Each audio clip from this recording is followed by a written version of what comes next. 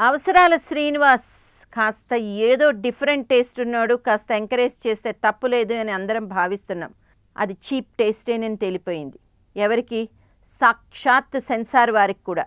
అదేదో హిందీలో semi blue cinema hit అయిందని తెలిసి దాని తెలుగులో బాబు బాగా బిజీ అని సినిమా తీస్తున్నాడట కదా.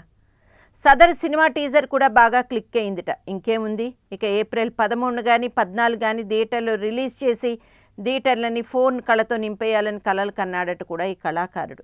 దేనికి అభ్యంతరం లేదన్నట్టు రెచ్చిపోతున్న రష్మికి పోటీగా శ్రీముఖి కూడా తయారై రెచ్చిపోయిందట కూడా. అబ్బే అంత హాట్ లేదు అని పైకి చెప్తున్నా సరే సినిమా అంతా ద్వంద్వార్థాలు వేడివేడి సీన్లతో నిండిపోయిందట. తీరా సెన్సార్ వాళ్ళు చూడటం మొదలుపెట్టి నోళ్ళు వెళ్ళబెట్టి తమ కత్తెర్లకు ఎలా పని చెప్పాలో కూడా అర్థం కాలేదట. కాసేపు తర్వాత తేరుకుని మరీ నీచంగా ఉన్న సంభాషణల దగ్గర బీప్ బీప్ అని పెట్టమన్నారట, కొన్ని తీసేయమన్నారట.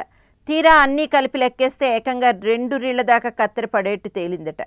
పైగా ఈ బీప్ బీపులు, ఈ తొలగించే సీన్లు గట్రా మొత్తం కోడీకరిస్తే అసలు సినిమాయే అర్థం కాకుండా తయారయ్యేట్టుందట. మరి తప్పదు కదా, ఏం చేయాలి?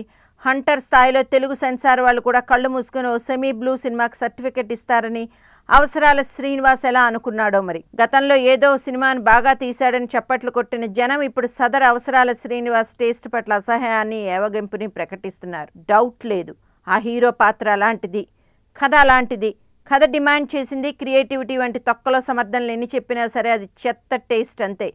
తమిళంలో, మలయాళంలో, ఇతరత్ర భాషల్లో సినిమాల మంచి మంచి ప్రయోగాలు, అవి కమర్షియల్గా సక్సెస్ అవుతున్న ప్రయోగాలు బోలెడు.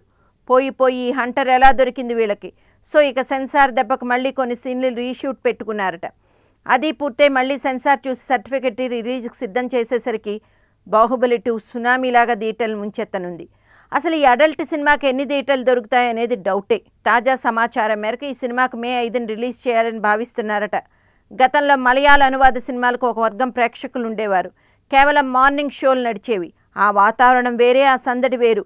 మిస్టర్ అవసరాల శ్రీనివాస్ పోనీ అలా డిఫరెంట్గా ఆలోచించి కేవలం మార్నింగ్ షోలు మాత్రమే రిలీజ్ చేయగలవేమో చూడరాదు. మళ్ళీ ఆ పాత మలయాళ సినిమా వీక్షణ సంస్కృతి ఊపిరి పోసిన వాడు అవుతావు అని ఇండస్ట్రీ వర్గం వాళ్ళు అంటున్నారు.